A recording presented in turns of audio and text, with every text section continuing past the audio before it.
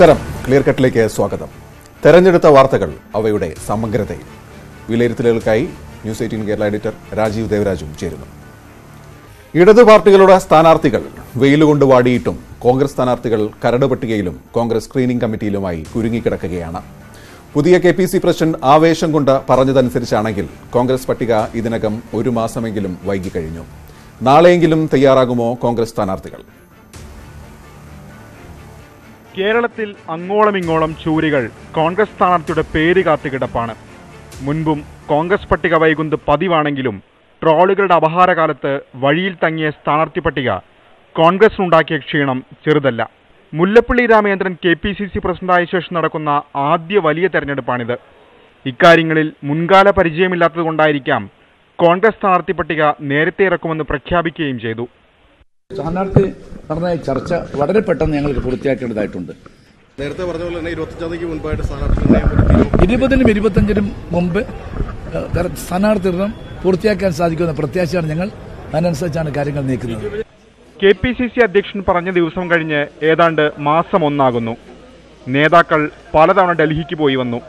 പക്ഷേ അന്തിമ പട്ടിക മാത്രം ആയില്ല. ക്ഷമ നശിച്ചവർ പലരും സ്വയം സ്ഥാനാർത്ഥിത്വം പ്രഖ്യാപിച്ച് പണി തുടങ്ങി. ഇന്നും പക്ഷേ പട്ടികയുടെ കാര്യം ചോദിക്കുമ്പോൾ KPCC പ്രസിഡന്റിന് പോലുമില്ല വ്യക്തമായ മറുപടി. ഏതായാലും ഇന്ന് പട്ടികയെ സംബന്ധമായിട്ടൊരു തീരുമാനം ഞങ്ങളെടുത്താലും അത് സെൻട്രൽ ഇലക്ഷൻ കമ്മിറ്റിക്ക് വിടണം. ശ്രീ രാഹുൽജിയാണ് അതിൻ്റെ ചെയർമാൻ. പാർട്ടി അധ്യക്ഷൻ ചെയർമാനായിട്ടുള്ള ആ സമിതിക്ക് മാത്രമേ ഇത് സംബന്ധമായിട്ട് അന്തിമമായിട്ട് എന്തെങ്കിലും പറയാൻ സാധിക്കുകയുള്ളൂ. നാളെ പട്ടിക ഇറങ്ങുമെന്ന കാര്യത്തിൽ പ്രതിപക്ഷ നേതാവിന് പക്ഷേ സംശയമില്ല. കോൺഗ്രസിന്റെ പട്ടിക വൈകിയത് ദോഷമുണ്ടാക്കുമെന്ന് ചോദിച്ചാൽ അതിനുമുണ്ട് മറുപടി.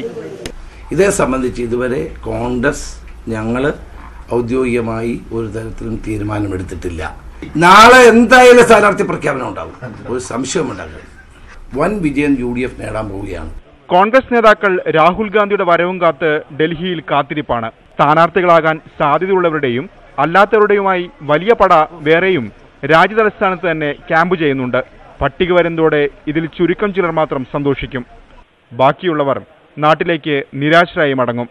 അതിൽ തന്നെ ചിലർ കോൺഗ്രസ് സ്ഥാനാർത്ഥിയുടെ വിജയത്തിനായും ചിലർ പരാജയത്തിനായും പ്രാർത്ഥിക്കും. Election desk, news 18. Rajeev Devaraj ഈ ഘട്ടത്തിൽ നമ്മളോട് കൊടുത്തിരുന്നു. കോൺഗ്രസിന്റെ പട്ടിക ഇതിനു മുമ്പും വൈകിയിട്ടുണ്ട്. പക്ഷേ ഈ മാറിയ കാലഘട്ടത്തിൽ ഇങ്ങനെ പത്രിക വൈകുന്നത് ഗ്രൗണ്ട് ലെവലിലെ ഇഫക്റ്റ് എന്തായിരിക്കും പ്രവർത്തകർക്ക്, പ്രവർത്തനത്തിന്? മറുഭാഗത്ത് അവർ ഏറെ മുന്നേറി കൂടി കഴിഞ്ഞ സ്ഥിതിക്ക് ഗോപി, ഇപ്പോൾ ഈ വാർത്താമാധ്യമങ്ങളുടെ രീതിയൊക്കെ തന്നെ മാറി, പ്രചാരണ രീതികൾ മാറി. സോഷ്യൽ മീഡിയ, സമൂഹ മാധ്യമം എന്ന് പറയുന്നത് സ്ഥാനാർത്ഥികളും രാഷ്ട്രീയ പാർട്ടികളും വളരെ സജീവമായി ഉപയോഗിക്കുന്ന ഒരു കാര്യമാണ്. അപ്പോൾ സമൂഹ മാധ്യമങ്ങളിലൊക്കെ നമ്മൾ നോക്കുമ്പോൾ ഈ കോൺഗ്രസിന്റെ സ്ഥാനാർത്ഥി പട്ടിക വൈകുന്നത് സംബന്ധിച്ച് നിരന്തരം, അത് രാഷ്ട്രീയമുള്ളവരായാലും ഇല്ലാത്തവരായാലും എല്ലാം നിരന്തരം ആ ഒരു കാര്യം ചോദിച്ചുകൊണ്ടേയിരിക്കുകയാണ്. അപ്പോൾ മൊത്തത്തിൽ നോക്കുമ്പോൾ കോൺഗ്രസിന്റെ സ്ഥാനാർത്ഥി പട്ടിക വൈകുന്നത് ഏതോ വലിയൊരു ഒരു കുറവാണ് എന്നുള്ള രീതിയിലുള്ള ഒരു ബോധം പൊതുവെ സൃഷ്ടിക്കപ്പെട്ടിട്ടുണ്ട്. ഒരുപക്ഷെ കഴിഞ്ഞ തെരഞ്ഞെടുപ്പിലോ അതിന് മുമ്പത്തെ തെരഞ്ഞെടുപ്പിലോ ഒന്നും ഇത്തരത്തിലുള്ള ഒരു ചർച്ചാവേദി ഇല്ലായിരുന്നത് കൊണ്ട് തന്നെ അതൊരു വലിയ ന്യൂനതയായി കോൺഗ്രസിന് തോന്നിയിട്ടുണ്ടാവില്ല. കോൺഗ്രസ് നേതാക്കളെ സംബന്ധിച്ചിടത്തോളം അവർക്ക് അറിയാം, ഇങ്ങനെയാണ് ഇവിടെ പട്ടിക തയ്യാറാക്കി, ഇവിടുത്തെ സ്ക്രീനിംഗ് കമ്മിറ്റി, തെരഞ്ഞെടുപ്പ് കമ്മിറ്റി ഉണ്ടാക്കുന്നു, അതിനുശേഷം അത് കേന്ദ്രത്തിന് കൊടുക്കുന്നു, അവിടെ സ്ക്രീനിംഗ് കമ്മിറ്റി തയ്യാറാക്കുന്നു, അതിനുശേഷം കോൺഗ്രസ് ഹൈക്കമാൻഡ് അധ്യക്ഷന്റെ അനുമതി വാങ്ങിക്കുന്നു. ഈ ഒരു രീതി ആണുള്ളത്. പക്ഷേ ഇതിനകം ഒരു 6-7 ദിവസം മുമ്പ്, നാളെ ആകുമ്പോൾ ഒരാഴ്ചയാകുന്നു, CPM-ന്റെ ഇടതുപക്ഷത്തിന്റെ സ്ഥാനാർത്ഥികളുടെ പട്ടിക പ്രഖ്യാപിച്ചിട്ട് ഒരാഴ്ചയാകുന്നു. അവർ തെരഞ്ഞെടുപ്പ് രംഗത്തേക്ക് ഇറങ്ങിക്കഴിഞ്ഞു. അത് പല രീതിയിലുള്ള പ്രചരണ രീതികളുമായി അവർ മുന്നേറുമ്പോഴാണ് കോൺഗ്രസ് പ്രവർത്തകർ, നാട്ടിലുള്ള കോൺഗ്രസ് പ്രവർത്തകരും കോൺഗ്രസ് അനുഭാവികളും ആരാണ് സ്ഥാനാർത്ഥി എന്നുള്ളത് അറിയാതെ ആശയക്കുഴപ്പത്തിൽ ഡൽഹിക്ക് നോക്കിയിരിക്കുന്നത്. അത് ഇപ്പോഴത്തെ ഒരു മാധ്യമ രീതി അനുസരിച്ചാണെങ്കിലും വാർത്താ പ്രചരണ രീതി അനുസരിച്ചാണെങ്കിലും ഒക്കെ കോൺഗ്രസിനെ സംബന്ധിച്ചിടത്തോളം അത്ര ഗുണകരമായ ഒരു കാര്യമല്ല. ഒരുപക്ഷെ ആദ്യമായിട്ടായിരിക്കും ഒരു KPCC പ്രസിഡന്റ് ഇന്ന ദിവസത്തിനകം ഞങ്ങൾ പ്രഖ്യാപിക്കുമെന്ന് പറയുന്നത്. മുല്ലപ്പള്ളി അദ്ദേഹം പറഞ്ഞത് കഴിഞ്ഞ മാസം 20-ാം തീയതിക്കകം പ്രഖ്യാപിക്കുന്നത്. അത് തന്നെ ഒരു മാസം ആവാറായി. ഇപ്പോൾ കണക്ക് വെച്ച് നോക്കുകയാണെങ്കിൽ എന്തുകൊണ്ടാണ് ഇവർക്ക് ഈ പ്ലാൻ ചെയ്തതുപോലെ നടത്താൻ പറ്റാത്തത്? അത് ഒരുപക്ഷെ ഒരു KPCC പ്രസിഡന്റായൊക്കെ ഇരുന്ന് ഉള്ള ഒരു പ്രവർത്തന പരിചയം മുല്ലപ്പള്ളി രാമചന്ദ്രൻ ഇല്ലാത്തതുകൊണ്ടും KPCC പ്രസിഡന്റ് ആയതിനു ശേഷം നടക്കുന്ന ആദ്യ തെരഞ്ഞെടുപ്പിൽ ഒരു ആവേശത്തോടെ അദ്ദേഹം ഒരുപക്ഷെ കണക്ക് കൂട്ടിയിട്ടുണ്ടാകും. കോൺഗ്രസ് നേതൃത്വവുമായി കേന്ദ്രത്തിൽ ചർച്ച നടത്തുമ്പോഴും നിങ്ങൾ പെട്ടെന്ന് പട്ടിക തയ്യാറാക്കണം, ഇന്ന ദിവസം തരണം എന്നൊക്കെ പറഞ്ഞിട്ടുണ്ടാകും. അതനുസരിച്ച് അദ്ദേഹം ഒരു തീയതി പറഞ്ഞത് മാത്രമായിരിക്കും. ഏതായാലും ആ പറഞ്ഞ തീയതി വെച്ച് നോക്കുകയാണെങ്കിൽ ഒരു മാസം പിന്നിടുന്നു, ഇപ്പോഴും കോൺഗ്രസിന്റെ പട്ടിക തയ്യാറായിട്ടില്ല. അതാണ് കോൺഗ്രസിനെ സംബന്ധിച്ചിടത്തോളം ഏറ്റവും പ്രധാനപ്പെട്ട പ്രശ്നം. പല സ്ഥലങ്ങളിലും, ചില സ്ഥലങ്ങളിൽ പേരിന്റെ കാര്യത്തിൽ ഉറപ്പാകാതെ പലരുടെയും പേരുകൾ എഴുതി വെച്ചിട്ടുണ്ട്. അവരിൽ പലരും സ്ഥാനാർത്ഥിയാകുന്നില്ല എന്ന് കേൾക്കുന്നു. അങ്ങനെയുള്ള പല മാറ്റങ്ങൾ ഉണ്ട്. പക്ഷേ ചിലയിടത്തെങ്കിലും ചുവരുകൾ ബുക്ക് ചെയ്യണമെങ്കിൽ ബുക്ക് ചെയ്ത് അവർ UDF സ്ഥാനാർത്ഥിക്ക് വോട്ട് ചെയ്യണം, കൈപ്പത്തിയുടെ ചിഹ്നം വരച്ചതുണ്ട്, അതൊക്കെയുണ്ട്. പക്ഷെ സ്ഥാനാർത്ഥിയുടെ പേരില്ല. അവിടെയെല്ലാം സ്ഥാനാർത്ഥികളെ കാത്ത് ഇരിപ്പാണ്. ആ സ്ഥലങ്ങളിൽ തന്നെ ഇടതുപക്ഷത്തിന്റെ സ്ഥാനാർത്ഥികൾ അല്ലെങ്കിൽ കവലകൾ കേന്ദ്രീകരിച്ചും അല്ലെങ്കിൽ വാഹനങ്ങളിലൂടെയും കടകൾ കേന്ദ്രീകരിച്ച് വോട്ട് ചോദിക്കലും പ്രധാനപ്പെട്ട വ്യക്തികളെ കാണൽ, സ്ഥാപനങ്ങളിലേക്ക് പോകൽ, വോട്ട് ചോദിക്കൽ, ഇതെല്ലാം നടത്തുമ്പോഴാണ് കോൺഗ്രസിനെ സംബന്ധിച്ചിടത്തോളം ഇത്തരത്തിൽ ഒരു അവസ്ഥയിൽ വന്നുപെട്ടിരിക്കുന്നത്. ഏതായാലും നാളത്തോടു കൂടി ഇന്നിപ്പോൾ സ്ക്രീനിംഗ് കമ്മിറ്റിയുടെ നടപടിക്രമങ്ങളെല്ലാം പൂർത്തിയായി എന്നാണ് മനസ്സിലാകുന്നത്. നാളത്തോടുകൂടി കോൺഗ്രസിന്റെ സ്ഥാനാർത്ഥി പട്ടിക വരും എന്ന് തന്നെയാണ് പ്രതീക്ഷിക്കുന്നത്. അപ്പോൾ ചില അത്ഭുതങ്ങൾ അതിനകത്ത് ഒളിഞ്ഞിരിപ്പുണ്ടോ എന്നുള്ളതാണ് പ്രധാനമായും ഇനി അറിയാനുള്ളത്. സ്വാഭാവികമായിട്ടും നാളത്തോടുകൂടി വരും, അതൊരു പ്രതീക്ഷയാണ്. നാളത്തോടുകൂടി വരുമെന്ന് പ്രതിപക്ഷ നേതാവ് ഉറപ്പിച്ചു പറയുന്നു. നാളെ നോക്കാം. ഏതായാലും ഇത്ര സമയമായിട്ടും ചില മണ്ഡലങ്ങളിലെങ്കിലും കൺഫ്യൂഷനുണ്ട്. അതായത് ചില KC അങ്ങോട്ട് പോകുമോ ഇങ്ങോട്ട് പോകുമോ. എതിരാളികൾക്ക് ഈ ഒരു കൺഫ്യൂഷൻ എത്രമാത്രമാണ് രാഷ്ട്രീയപരമായി ഗുണം ചെയ്യുക? ആ അത്തരത്തിലുള്ള കൺഫ്യൂഷൻസ് ഉണ്ടാകുന്നത് പലരും മുതലെടുത്തു കഴിഞ്ഞു. അതിൽ തന്നെ ഏറ്റവും വലിയ ഒരു രാഷ്ട്രീയമായ ഒരു തന്ത്രമാണ് CPM അല്ലെങ്കിൽ സർക്കാർ ഇന്നലെ പ്രയോഗിച്ചത്. 3 സ്ഥാനാർത്ഥി പട്ടികയിൽ വരാൻ സാധ്യതയുണ്ട് എന്ന് പറഞ്ഞ, അല്ലെങ്കിൽ അവർ സ്ഥാനാർത്ഥികളായാൽ നല്ല മത്സരം നടക്കും എന്ന് ഉറപ്പുള്ള 3 പേരുടെ കാര്യത്തിൽ സോളാർ കേസുമായി ബന്ധപ്പെട്ട് സർക്കാർ ഇന്നലെ ഒരു കേസ് രജിസ്റ്റർ ചെയ്തു കഴിഞ്ഞു. ഇത്തരത്തിൽ ഈ ഒരു കൺഫ്യൂഷൻസ് ഉണ്ടാകുന്നതും ഈ തീരുമാനമാകാതെ നീണ്ടുപോകുന്നതും ഒക്കെയാണ് രാഷ്ട്രീയ എതിരാളികൾ ഒരു അവസരമായി എടുക്കുന്നതും ആ അവസരത്തെ പ്രയോജനപ്പെടുത്താൻ ശ്രമിക്കുന്നതും.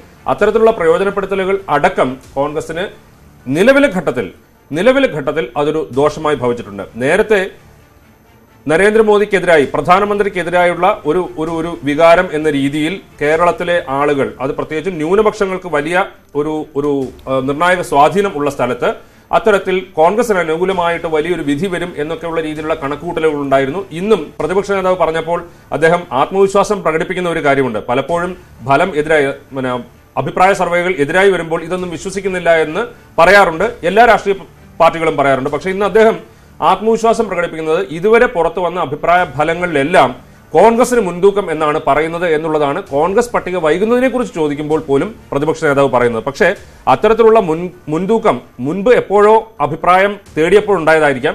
ഇപ്പോൾ ഈ പട്ടിക വൈകലും ഇടതുപക്ഷത്തിന്റെ സ്ഥാനാർത്ഥികൾ ഇത്രത്തോളം മുന്നേറിയതും വെച്ച് നോക്കുമ്പോൾ ആ മുൻതൂക്കം ഒരുപക്ഷെ ഇപ്പോൾ ഉണ്ടോ എന്ന് ചോദിച്ചാൽ സംശയമാണ്. ഏതായാലും ഒന്ന് ഡൽഹിയിലേക്ക് കൂടി പോയി വരാം. കാരണം ഏറ്റവും ഒടുവിലായി ഇന്ന് സ്ക്രീനിംഗ് കമ്മിറ്റി ചേർന്നിരുന്നു, നാളെയും ചേരുന്നു എന്ന് അറിയുന്നു. ഏതായാലും ഉണ്ണി ചേരുന്നു ഡൽഹിയിൽ നിന്നും. ഉണ്ണി, ഒടുവിലത്തെ ചിത്രം എന്താണ്?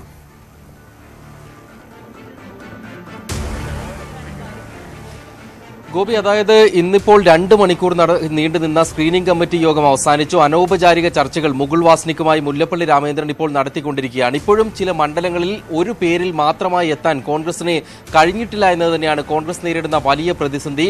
വടകര മണ്ഡലത്തിൽ ആര് മത്സരിക്കണമെന്നതിൽ ഒരു അന്തിമമായ തീരുമാനത്തിലേക്ക് എത്തിയില്ല. ചാലക്കുടി മണ്ഡലത്തിൽ KP ധനപാലൻ വേണോ ബെന്നി ബൈനാൻ വേണമോ എന്നതിൽ തർക്കം തുടരുന്നു. എറണാകുളത്ത് KV തോമസിന് പകരം ഹൈബി ഈഡനെ കൊണ്ടുവരണമോ എന്നത് സംബന്ധിച്ച് തീരുമാനം ഹൈക്കമാൻഡിന് വിടുന്നു. ഇത്തരത്തിലുള്ള ആശയക്കുഴപ്പങ്ങളാണ് നിലനിൽക്കുന്നത്. ഇടുക്കിയിൽ ജോസഫ് വാഴക്കനാണോ അല്ല ഡീൻ കുര്യാക്കോസാണ് വേണ്ടതെന്നത് സംബന്ധിച്ചുള്ള തീരുമാനത്തിലേക്ക് എത്താൻ കഴിഞ്ഞില്ല. ഇങ്ങനെ ചില മണ്ഡലങ്ങളിൽ 2 പേരുകൾ ഉണ്ട് എന്നതാണ് കോൺഗ്രസിനെ കുഴക്കുന്നത്. അനൗപചാരിക ചർച്ചകളിൽ തീരുമാനമായി നാളെ അത് കേന്ദ്ര തിരഞ്ഞെടുപ്പ് കമ്മിറ്റിക്ക് വയ്ക്കുക എന്നതാണ് പാർട്ടി പരിഗണിക്കുന്ന കാര്യം. ഏറെക്കുറെ ഒരു കാര്യം ഉറപ്പായിരിക്കുന്നു, KC വേണുഗോപാൽ മത്സര രംഗത്തുണ്ടാകാൻ സാധ്യത കുറവാണ്. നിലവിലെ സാഹചര്യപ്രകാരം ഇന്നത്തെ യോഗത്തിലും KC അറിയിച്ചിരിക്കുന്നത് താൻ മത്സരിക്കാനില്ല, വയനാട്ടിൽ മത്സരിക്കാനില്ല എന്ന് അദ്ദേഹം ആവർത്തിച്ച് പറയുകയും ചെയ്തിട്ടുണ്ട്. ആലപ്പുഴയിൽ മത്സരിക്കാനില്ലെന്ന് നേരത്തെ വ്യക്തമാക്കിയതാണ്. ഇനിയിപ്പോൾ ഹൈക്കമാൻഡ് മറിച്ചൊരു തീരുമാനമെടുത്താൽ മാത്രമേ KC വേണുഗോപാൽ മത്സരിക്കുകയുള്ളൂ. ഇതോടുകൂടി KC, ഉമ്മൻചാണ്ടി, മുല്ലപ്പള്ളി എന്നീ 3 പ്രമുഖ നേതാക്കൾ മത്സര രംഗത്തില്ല എന്ന് ഏറെക്കുറെ ഉറപ്പാകുന്ന ഒരു സാഹചര്യമാണുള്ളത്.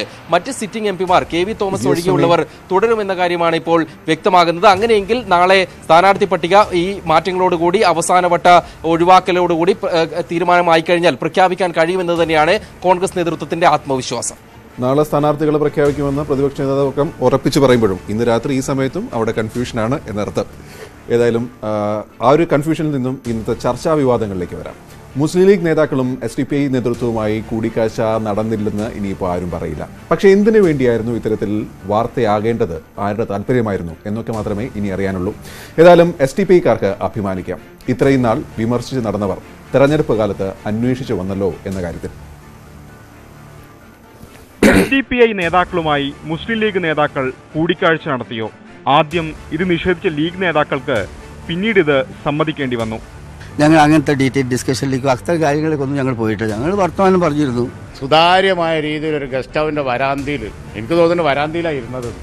ഒരു വരാന്തിയിൽ ഇരുന്നിട്ട് എന്ത് രഹസ്യ ചർച്ച നടത്താനാണ്? വരാന്തയുടെ ഒരു മൂലയിൽ ഇരുന്ന് ഒരു രാഷ്ട്രീയ നേതാവിനെ കാണുമ്പോൾ ആര് കണ്ടാലും. SDPIയുമായി ലീഗ് നേതാക്കൾ ചർച്ച നടത്തിയാൽ എന്താണ് കുഴപ്പം? BJP ഒഴികെ ആരുമായും രാഷ്ട്രീയ ചർച്ചയ്ക്ക് തയ്യാറുള്ള പാർട്ടിയാണ് SDPI. എന്നാൽ മുസ്ലിം ലീഗ് SDPIയെ കാണുന്നത് തീവ്ര നിലപാടുകളുള്ള രാഷ്ട്രീയ കക്ഷിയായാണ്. ലീഗിന്റെ നേതാക്കളിൽ ചിലർക്ക് SDPI എന്ന് കേട്ടാൽ തന്നെ കലിതുള്ളും. മതവർഗീയവാദികളുടെ വോട്ട് എനിക്ക് വേണ്ട. ഇത്തവണ ഞാൻ പറഞ്ഞു, അങ്ങനെ മതവർഗീയവാദികളൊന്നും ഇങ്ങനെ മൊത്തത്തിൽ പറഞ്ഞിട്ട് പോകുന്നല്ല, LDFകാരുടെ വോട്ട് വേണ്ടതാണ്. അങ്ങനെയുള്ള SDPIയുമായി PK കുഞ്ഞാലിക്കുട്ടി അടക്കമുള്ള നേതാക്കൾ ചർച്ചയ്ക്ക് പോകുമോ? ആ ചോദ്യത്തിന് ഇനി പ്രസക്തിയില്ല. ചർച്ച നടന്നു.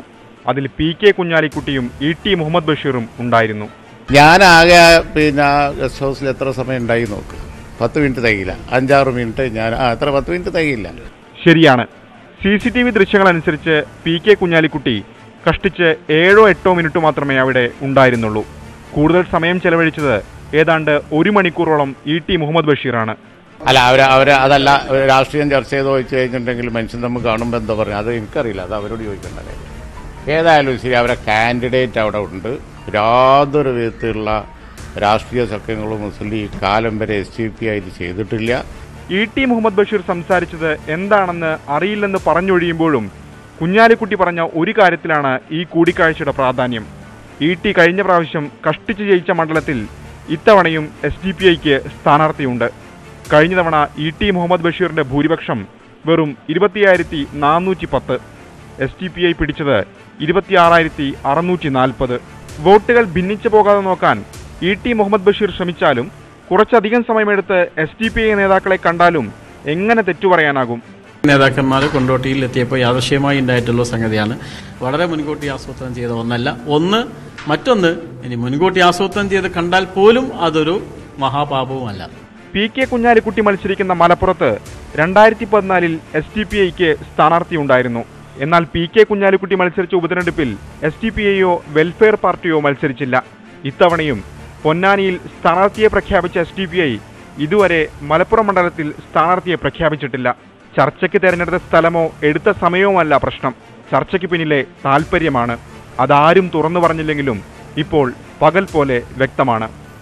Election desk, news 18. ഈ വിവാദത്തിന്റെ വിവിധ തലങ്ങളിലേക്ക് വരാം. അതായത് രഹസ്യമായി നടന്നൊരു ചർച്ച. ആ ചർച്ചയുടെ വാർത്ത പുറത്തു വരുന്നത് CCTV ദൃശ്യങ്ങൾ വഴി. ഇങ്ങനൊരു വാർത്ത പുറത്തു വരണമെന്ന് ആരെങ്കിലും ആഗ്രഹിക്കുന്നുണ്ടോ? ഉണ്ടെങ്കിൽ അത് ആരൊക്കെയായി?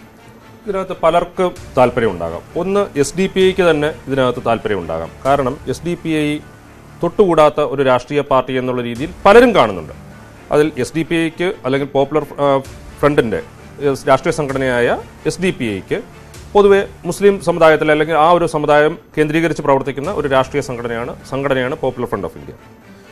അപ്പോൾ അതിൽ തന്നെ മുസ്ലിം ലീഗാണ് ഇതിനെ ഏറ്റവും ശക്തമായി എതിർക്കുന്നത്. ഇത് തീവ്ര നിലപാടുള്ള സംഘടന എന്നുള്ള രീതിയിൽ മുസ്ലിം ലീഗിന്റെ പല നേതാക്കൾ, ജനപ്രതിനിധികൾ പലരും ഈ സംഘടനയെ അടച്ചാക്ഷേപിക്കുന്നത് നമ്മൾ പലപ്പോഴും കേട്ടിട്ടുള്ളതാണ്.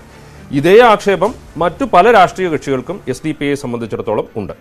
അങ്ങനെയുള്ള SDPIക്ക് ഞങ്ങളെ ആരാണോ ഇതുവരെ എതിർത്തത്, ആരാണ് ഇത്ര ശക്തമായി എതിർത്തിരുന്നത്, അവർ തന്നെ വോട്ട് ചോദിച്ച് അല്ലെങ്കിൽ ഇത്തരത്തിൽ ഒരു തെരഞ്ഞെടുപ്പിന് തൊട്ടു മുമ്പുള്ള ഒരു ഘട്ടത്തിൽ ഞങ്ങളെ കാണാൻ വരുന്നു എന്നുള്ളത് SDPIയെ സംബന്ധിച്ചിടത്തോളം പുറത്ത് വാർത്ത വരിക അവരെ സംബന്ധിച്ചിടത്തോളം വളരെ സന്തോഷമുള്ള ഒരു കാര്യമാണ്. അതിനപ്പുറം മുസ്ലിം ലീഗിൽ തന്നെ ഇത്തരത്തിൽ ഒരു വാർത്ത പുറത്തു വരാൻ ആർക്കെങ്കിലും താല്പര്യമുണ്ടോ എന്നുള്ളതാണ് ഏറ്റവും പ്രധാനപ്പെട്ട മറ്റൊരു കാര്യം. ഇന്നലെ ഇതേ സമയത്ത് ക്ലിയർ കട്ടിൽ ആണ് ഈ ദൃശ്യങ്ങൾ പുറത്തു വരുന്നത്, ഈ വാർത്ത പുറത്തു വരുന്നത്, എല്ലാം പുറത്തു വരുന്നത്. അപ്പോൾ തന്നെ മുസ്ലിം ലീഗിൽ നിന്ന് ഇതാരും ഇങ്ങനെ ഒരു ചർച്ച നടന്നതായോ ഒന്നും പറയുന്നില്ല എന്ന് മാത്രമല്ല നിഷേധിക്കുകയാണ് ചെയ്തത്. ആ നിഷേധിച്ച നേതാക്കൾ തന്നെ ഇപ്പോൾ കണ്ടിരുന്നുവെന്നും ചർച്ച നടന്നിരുന്നുവെന്നും ഇപ്പോൾ സമയത്തെക്കുറിച്ചും ചർച്ച ചെയ്തത് എന്താണെന്ന് ഉള്ളതിനെക്കുറിച്ചും മാത്രമേ തർക്ക വിഷയമുള്ളൂ. ഏതായാലും ഇതിന് പിന്നിൽ ചില താല്പര്യങ്ങളുണ്ട് എന്നുള്ളത് ഗോപി വളരെ വ്യക്തമാണ്. പിന്നെ ഇതിൽ വാർത്ത വരുന്നു, ചിലർ പ്രതികരിക്കുന്നു. പക്ഷേ ചിലരുടെ നിശബ്ദതയാണ് ഒരുപക്ഷെ ഏറ്റവും കൂടുതൽ ശ്രദ്ധേയം. ഇപ്പോൾ ഷാജി, മുനീർ, ഫിറോസ് അടക്കമുള്ള പ്രതികരണങ്ങൾ ഇതുവരെ വന്നിട്ടില്ല. നേരെ മറിച്ച് നജീബ് കാന്തപുരം അടക്കമുള്ളവർ ഫേസ്ബുക്കിൽ പറയുകയും ചെയ്യുന്നു. ചിലർ പറയുന്നു, ചിലർ നിശബ്ദരായിരിക്കുന്നു. ഗോപി, ഇതിനകത്ത് ഇപ്പോൾ മുസ്ലിം ലീഗിൽ രണ്ട് തരത്തിലുള്ള ധാരകളുണ്ടോ, അതായത് രണ്ട് വിഭാഗങ്ങളുണ്ടോ എന്ന് ചോദിച്ചാൽ ഇല്ല എന്ന് മുസ്ലിം ലീഗ് പറയും, സ്വാഭാവികമായിട്ടും പറയും. പക്ഷേ പുറമേ നിന്ന് നോക്കുമ്പോൾ ചില കാര്യങ്ങളിലെങ്കിലും രണ്ട് തരത്തിലുള്ള ഒരു രീതികളുണ്ടോ, അല്ലെങ്കിൽ ഗ്രൂപ്പിസം എന്ന് പറയാവുന്ന രീതിയിലുള്ള രണ്ട് ധാരകൾ അതിനകത്തുണ്ടോ എന്ന് ചോദിച്ചു കഴിഞ്ഞാൽ ചില കാര്യങ്ങളിലുണ്ട്. ഏറ്റവും പ്രധാനമായിട്ട് PK കുഞ്ഞാലിക്കുട്ടിയുടെ നേതൃത്വത്തിൽ ഒന്നും, അതല്ലെങ്കിൽ ET മുഹമ്മദ് ബഷീറിന്റെ താല്പര്യം മറ്റൊന്നും, രണ്ട് MP-മാർ എന്നുള്ള രീതിയിലോ അല്ലാതെയോ ഒക്കെ ഇത്തരത്തിൽ ഉണ്ടോ എന്ന് ചോദിച്ചാൽ പലപ്പോഴും ഉണ്ട് എന്ന് തോന്നിപ്പിക്കുന്ന പല കാര്യങ്ങളും ഉണ്ടായിട്ടുണ്ട്. ഇപ്പോൾ തന്നെ ഈ ഒരു കാര്യത്തിൽ KM Shaji, Azhikode MLA KM ഷാജിയാണ് SDPA അല്ലെങ്കിൽ NDF-നെ ഒക്കെ അതിശക്തമായി എതിർത്തിട്ടുള്ളത്. എനിക്ക് വോട്ട് വേണ്ട എന്ന് പരസ്യ നിലപാടെടുത്തിട്ടുള്ളത്. ആ KM ഷാജി ഇതിനെക്കുറിച്ച് മിണ്ടിയിട്ടില്ല. ഇത്തരത്തിലുള്ള സംഘടനകൾക്കെതിരെ അതിശക്തമായ നിലപാടെടുക്കുന്ന മറ്റൊരാളാണ് ഡോക്ടർ MK മുനീർ. അദ്ദേഹം മിണ്ടിയിട്ടില്ല. PK ഫിറോസ് മിണ്ടിയിട്ടില്ല.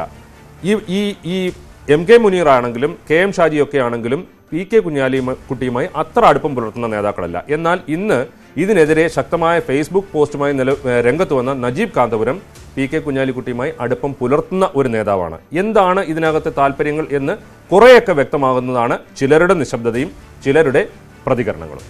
അങ്ങനെയാണെങ്കിൽ ഈ വിവാദം പുറത്തു വന്നതുകൊണ്ട് ആർക്കാണ് ഗുണം, ആർക്കാണ് ദോഷം? ഈ വിവാദം പുറത്തു വന്നതുകൊണ്ട് ഏതായാലും ET മുഹമ്മദ് ബഷീറിനെ സംബന്ധിച്ചിടത്തോളം അദ്ദേഹത്തിന് പൊന്നാനി മണ്ഡലത്തിൽ ഒരു റിസ്ക്കാണ്. ആ മത്സരം ഒരു റിസ്ക്കാണ്.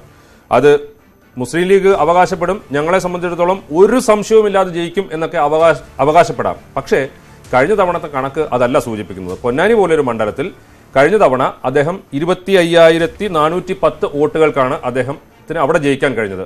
ഒരു പഴയ കോൺഗ്രസ്സുകാരനായ V അബ്ദുറഹ്മാനാണ് കഴിഞ്ഞ പ്രാവശ്യത്തെ സ്ഥാനാർത്ഥി. ഇപ്രാവശ്യവും ഒരു പഴയ കോൺഗ്രസ്സുകാരനായ PV അൻവർ, അദ്ദേഹം ഇപ്പോൾ നിലമ്പൂർ MLA കൂടിയാണ്, അദ്ദേഹമാണ് അവിടെ മത്സരിക്കുന്നത്. SDPAയുമായിട്ട് എന്തിന് കൂടിക്കാഴ്ച നടത്തുന്നു എന്നുള്ളതാണ് ഇതിനകത്ത് ഏറ്റവും പ്രധാനപ്പെട്ട കാര്യം. SDPA അവിടെ സ്ഥാനാർത്ഥി നിർത്തുന്നുണ്ട് പൊന്നാനിയിൽ. PK കുഞ്ഞാലിക്കുട്ടി ഇന്ന് പറയുന്നുണ്ട് ET മുഹമ്മദ് ബഷീറാണ് അവിടെ സംസാരിച്ചിരുന്നത്, ഞാൻ ETയെ കാണാൻ വേണ്ടിയിട്ടാണ് അവിടെ പോയത്, 5 മിനിറ്റ് എടുത്തുള്ളൂ, 7 മിനിറ്റ് എടുത്തുള്ളൂ, അദ്ദേഹം കഷ്ടിച്ച് 6-7 മിനിറ്റ് എടുത്തിട്ടുള്ളൂ. ശരി, ET മുഹമ്മദ് ബഷീർ എന്താണ് SDPAക്കാരുമായി സംസാരിച്ചതെന്നുള്ളതിനെക്കുറിച്ച് PK കുഞ്ഞാലിക്കുട്ടിക്ക് അറിയില്ല. അവിടെ സ്ഥാനാർത്ഥി ഉണ്ടല്ലോ എന്നുള്ള കാര്യവും PK കുഞ്ഞാലിക്കുട്ടി പറയുന്നു. സ്ഥാനാർത്ഥി ഉണ്ട് എന്നുള്ളതാണ് ഏറ്റവും പ്രധാനപ്പെട്ട പ്രശ്നം. കഴിഞ്ഞ തവണ 26,000 വോട്ട് SDPA സ്ഥാനാർത്ഥി പിടിക്കുന്നു. അവിടെയാണ് കഷ്ടിച്ച് 25,000 വോട്ടിന് ET മുഹമ്മദ് ബഷീർ രക്ഷപ്പെടുന്നത്. ഇത്തവണയും അവിടെ സ്ഥാനാർത്ഥിയെ നിർത്തുന്നു. ഈ വോട്ടുകൾ ഭിന്നിച്ചു പോകാതെ ഇരിക്കുക, അല്ലെങ്കിൽ അതിനെന്ത് ചെയ്യാൻ പറ്റും എന്നുള്ളത് ET മുഹമ്മദ് ബഷീറിനെ സംബന്ധിച്ചിടത്തോളം വിജയം ഉറപ്പാക്കാൻ അദ്ദേഹം തീർച്ചയായും ആലോചിക്കുന്ന ഒരു കാര്യമാണ്. അതുകൊണ്ടായിരിക്കാം അദ്ദേഹം 50 മിനിറ്റ് എടുത്ത് SDPA നേതാക്കളുമായി അവിടെ കൂടിക്കാഴ്ച നടത്തിയത്. മാത്രമല്ല SDPA നേതാക്കൾ തന്നെ പരസ്യമായി വേദിയിൽ അവർ അവകാശപ്പെടുന്നുണ്ട്, കഴിഞ്ഞ തവണ ET മുഹമ്മദ് ബഷീറിനെ ജയിപ്പിച്ചത് ഞങ്ങളാണ്. ഓരോ ബൂത്ത് കയറി ET മുഹമ്മദ് ബഷീറിന് വേണ്ടി പ്രചരണം നടത്തുകയും അതായത് അവരുടെ സ്ഥാനാർത്ഥി ഉള്ളപ്പോൾ തന്നെ പ്രചരണം നടത്തുകയും വോട്ട് പിടിക്കുകയും ഞങ്ങൾ ചെയ്തിട്ടുണ്ട് എന്ന് SDPA നേതാക്കൾ പരസ്യമായി പ്രഖ്യാപിച്ചിട്ടുണ്ട്. അപ്പോൾ ഇവിടെ ഇത്തരം ഒരു ചർച്ച നടത്തുന്നത് ആരുടെ ആവശ്യമാണ് എന്നുള്ളതെങ്കിലും വ്യക്തമാണ്. ഏകദേശം കാര്യങ്ങളുടെ വിവാദത്തിന്റെ പല തലവും രാജീവ് വ്യക്തമായി കഴിഞ്ഞു. ഒടുവിലായി ETയും കുഞ്ഞാലിക്കുട്ടിയും തമ്മിൽ നിലവിൽ അസ്വാരസ്യങ്ങളുണ്ടോ? അസ്വാരസ്യങ്ങളുണ്ട് എന്ന രീതിയിലുള്ള വാർത്തകൾ പുറത്തു വന്നിട്ടുണ്ട്. ഏറ്റവും പ്രധാനപ്പെട്ട ഒരു കാര്യം, മുത്തലാഖിന്റെ ചർച്ച ലോക്സഭയിൽ നടക്കുന്ന സമയത്ത് PK കുഞ്ഞാലിക്കുട്ടി ആ ചർച്ചയിൽ പങ്കെടുത്തില്ല. അത് ഒരു വാർത്തയും വിവാദവുമായി. യഥാർത്ഥത്തിൽ ഇത്തരത്തിൽ ഒരു ചർച്ച നടക്കുമ്പോൾ അദ്ദേഹത്തിന് പങ്കെടുക്കാൻ കഴിയില്ല എന്നുള്ള കാര്യം അദ്ദേഹം ബന്ധപ്പെട്ടവരെ അറിയിച്ചിരുന്നു. അത് ET മുഹമ്മദ് ബഷീറിനെ അടക്കം അറിയിച്ചിരുന്നു എന്നുള്ളതാണ് PK കുഞ്ഞാലിക്കുട്ടിയുടെ ക്യാമ്പിൽ നിന്നും അല്ലെങ്കിൽ അനുയായികളിൽ നിന്നും നമുക്ക് കിട്ടുന്ന വിവരം. ഇത്തരത്തിൽ പക്ഷേ അത് PK കുഞ്ഞാലിക്കുട്ടിക്ക് ഉണ്ടാക്കിയ ഡാമേജ് ചെറുതല്ല. മുത്തലാഖ് പോലെ മുസ്ലിം സമുദായത്തെ സംബന്ധിച്ചിടത്തോളം ഏറ്റവും പ്രധാനപ്പെട്ട ഒരു വിഷയത്തിൽ PK കുഞ്ഞാലിക്കുട്ടിയെ പോലെ ഒരു നേതാവ് ലോക്സഭാ അംഗമായിരിക്കെ അതിന്റെ പ്രധാനപ്പെട്ട ചർച്ചയിൽ പങ്കെടുത്തില്ല എന്നുള്ളത് ഒരു വലിയ ഗുരുതരമായ വീഴ്ചയായി തന്നെയാണ് അന്ന് വ്യാഖ്യാനിക്കപ്പെട്ടത്. അതിന് അദ്ദേഹത്തിന് പാർട്ടി നേതൃത്വത്തിന് വിശദീകരണം നൽകുകയും ചെയ്യേണ്ടി വന്നു. പക്ഷേ ഇത് അങ്ങനെ വാർത്തയായി വന്നതിൽ ഒരു മറുവിഭാഗത്തിന്റെ താല്പര്യം ഉണ്ടായിരുന്നു എന്ന് PK കുഞ്ഞാലിക്കുട്ടിയുടെ ഒപ്പമുള്ളവരെങ്കിലും അത് വിശ്വസിക്കുന്നുണ്ട്. ഏതായാലും ഇത്തരത്തിലുള്ള ഒരു സ്വരച്ചേർച്ചയില്ലായ്മ അതിനകത്ത് ഉണ്ട് എന്നുള്ളത് ഒരു യാഥാർത്ഥ്യമാണ്. ഏറെക്കുറെ കാര്യങ്ങൾ വ്യക്തം. ഇനി ചർച്ചാ വിവാദത്തിൽ നിന്നും ഒരു സ്വീകരണ വിവാദത്തിലേക്കാണ്. അങ്ങ് ഡൽഹിയിൽ BJPയിലേക്ക് ടോം വടക്കൻ അടക്കമുള്ളവരുടെ ഒഴുക്കാണ്. കേരളത്തിൽ നിങ്ങൾ ആരെ കൊണ്ടുവന്നുവെന്ന് കേന്ദ്ര നേതൃത്വം ചോദിച്ചാൽ തല ചൊറിഞ്ഞിട്ട് കാര്യമില്ല. പേരെടുത്ത് പറയാൻ കഴിയുന്ന 4 ആളെ കൊണ്ടുവന്നേ പറ്റൂ. അതിനുവേണ്ടിയാണ് ഇന്ന് കൊച്ചിയിൽ ഒരു അംഗത്വ വിതരണം നടത്തിയത്. കേരളത്തിൻ്റെ ഒട്ടേറെ പ്രദേശങ്ങളിൽ ആളുകൾ ഇന്ന് BJPയിലേക്ക് വന്നുകൊണ്ടിരിക്കുകയാണ്. ഒരു മാറ്റം വേണം. രണ്ട് മുന്നണികളുടെ രാഷ്ട്രീയം ജീർണതയിലൂടെ താഴോട്ട് പോകുമ്പോൾ ഗ്രാഫ് മേലോട്ട് പോകുന്ന ഒരേ ഒരു പ്രസ്ഥാനമായിട്ട് BJPയും അതുപോലെ അത് ഉൾക്കൊള്ളുന്ന NDAയും മാറിക്കൊണ്ടിരിക്കുകയാണ്. പലരും BJP സംസ്ഥാന അധ്യക്ഷൻ PS ശ്രീധരൻപിള്ളയിൽ നിന്ന് അംഗത്വം സ്വീകരിച്ചു. അതിനിടയിലാണ് ശ്രീധരൻപിള്ള അക്കാര്യം പറഞ്ഞത്. ശശി തരൂരിൻ്റെ കുടുംബം എന്ന് പറയുമ്പോൾ അവിടുത്തെ ഒറ്റപ്പാലത്തെ ഏറ്റവും പ്രധാനപ്പെട്ട ചരിത്രമുറങ്ങുന്ന ഒരു കുടുംബമാണ്. അത്തരം പശ്ചാത്തലത്തിലുള്ള ആളുകൾ രാജനൈതിക രംഗത്തേക്ക് വരുന്നു എന്നുള്ളത് സ്വാഗതാർഹമാണ്. അത് മോശമില്ല. ദേശീയ തലത്തിൽ തന്നെ BJP വിരുദ്ധ രാഷ്ട്രീയം പറച്ചിലിന്റെ മുഖ്യ വക്താക്കളിൽ ഒരാളായ ശശി തരൂരിന്റെ കുടുംബക്കാർ BJPയിൽ ചേർന്നത് ഒരു വാർത്ത തന്നെയാണ്. കുടുംബക്കാർ എന്ന് പറഞ്ഞാൽ ശശി തരൂരിന്റെ അമ്മയുടെ സ്വന്തം സഹോദരിയും കുടുംബവും. പക്ഷേ അംഗത്വം വാങ്ങി പുറത്തു വന്നപ്പോഴാണ് കഥ മാറിയത്.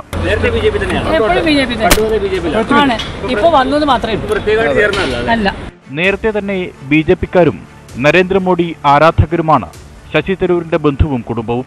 അവരുടെ മകനാണ് എൻ്റെ ഒപ്പം നിൽക്കുന്നത് ശരത്. അവൻ എൻ്റെ ഒപ്പം 2009 മുതൽ എല്ലാ പ്രചരണത്തിലും പങ്കെടുത്തിട്ട് ഇപ്പോൾ ക്യാമ്പയിനിങ് ചെയ്യുന്ന കോൺഗ്രസ് പാർട്ടി അംഗമാണ്. ഇപ്പം ഞങ്ങളുടെ ഫാമിലിയിലൊരു തല്ലുണ്ടാക്കാനുള്ളൊരു സംഭവം പോലെയാണ് തോന്നുന്നത്. വളരെ തരം താഴ്ന്ന രീതിയിലാണ്. എൻ്റെ അമ്മ അതെ BJP ആണ്. Election desk news 18. ഇന്നത്തെ ഈ സ്വീകരണം കൊണ്ട്, അംഗത്വ വിതരണം കൊണ്ട് BJPക്ക് പേരുദോഷമല്ലാതെ മറ്റെന്തെങ്കിലും ഗുണമുണ്ട്? ഗോപി, ഇപ്പോൾ അമിത്ഷായെ പോലെ വളരെ ശക്തനായ ഒരു BJP ദേശീയ അധ്യക്ഷനാണ് ഉള്ളത്. ദേശീയ അധ്യക്ഷനാണ് BJPക്കുള്ളത്. അവിടെ അവർ കാര്യങ്ങൾ തീരുമാനിക്കുകയും ഓരോ സംസ്ഥാനങ്ങൾക്ക് ഓരോ ചുമതല അല്ലെങ്കിൽ ഓരോ ചെയ്തു തീർക്കേണ്ടതായിട്ടുള്ള കാര്യങ്ങൾ, എങ്ങനെ പ്രവർത്തനം വേണം, എങ്ങനെയായിരിക്കണം കാര്യങ്ങൾ, പ്രത്യേകിച്ചും തെരഞ്ഞെടുപ്പ് സമയത്തൊക്കെ അതിന് കൃത്യമായ നിർദ്ദേശങ്ങളുണ്ട്. അത് സംബന്ധിച്ചുള്ള കാര്യങ്ങൾ ചെയ്യാൻ എല്ലാ ഘടകങ്ങളും ബാധ്യസ്ഥമാണ്. ഇപ്പോൾ സ്വാഭാവികമായിട്ടും ഡൽഹിയിൽ പുതിയ അംഗങ്ങൾ അല്ലെങ്കിൽ നേതാക്കൾ വരുന്നു, ബംഗാളിൽ പുതിയ നേതാക്കൾ വരുന്നു, മധ്യപ്രദേശിൽ, ഇവിടെ എല്ലാം മറ്റു പാർട്ടികളിൽ നിന്ന് BJPയിലേക്ക് പുതിയ നേതാക്കൾ വരുന്നു. ഇത് തെരഞ്ഞെടുപ്പ് കാലത്ത് ഇത്തരത്തിൽ ഏത് പാർട്ടിയിലേക്ക് വരുന്നു അല്ലെങ്കിൽ നേതാക്കളെ കൊണ്ടുവരുന്നു എന്നുള്ളത് ആ പാർട്ടിക്ക് ഒരു മുൻതൂക്കം കിട്ടാൻ പോകുന്നു എന്നുള്ള ഒരു തരത്തിലുള്ള പ്രതീതി ഉണ്ടാക്കൽ കൂടിയാണ്.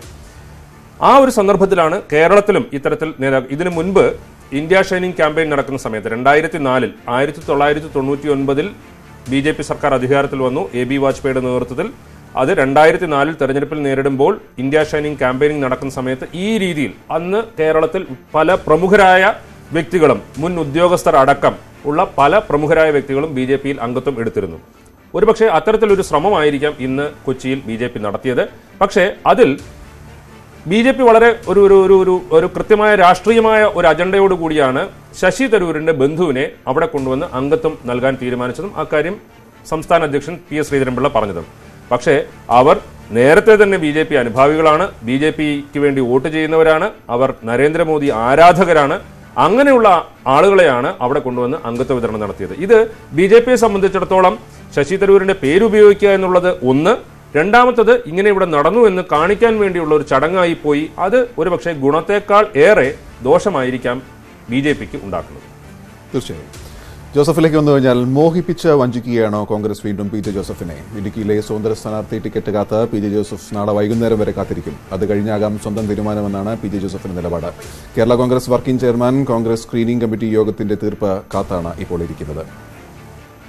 നാളെ വൈകുന്നേരം വരെ കാത്തിരിക്കുക. അപ്പൊ ഇന്ന് വൈകുന്നേരം സാർ പറഞ്ഞിരുന്ന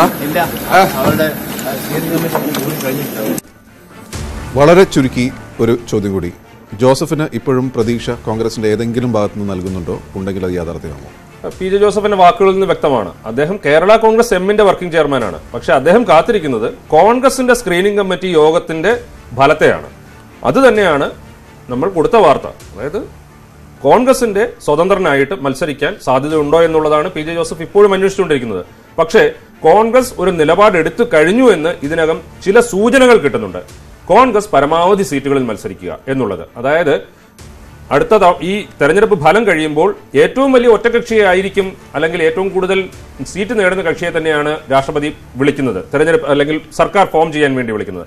അപ്പോൾ ഏറ്റവും വലിയ ഒറ്റകക്ഷിയാണെങ്കിൽ ഏറ്റവും കൂടുതൽ സീറ്റിൽ മത്സരിക്കുക എന്നുള്ളത് കോൺഗ്രസിനെ സംബന്ധിച്ചിടത്തോളം അത്യാവശ്യമാണ്. അപ്പോൾ PJ ജോസഫിന്റെ ഒരു സ്വതന്ത്ര സ്ഥാനാർത്ഥിത്വം എന്നുള്ളത് കോൺഗ്രസിന്റെ മുന്നിലും അല്ലെങ്കിൽ ഹൈക്കമാൻഡിന്റെ മുന്നിലും രാഹുൽ ഗാന്ധിയുടെ മുന്നിലും ഒരു പ്രശ്നമേ ആകുന്നില്ല.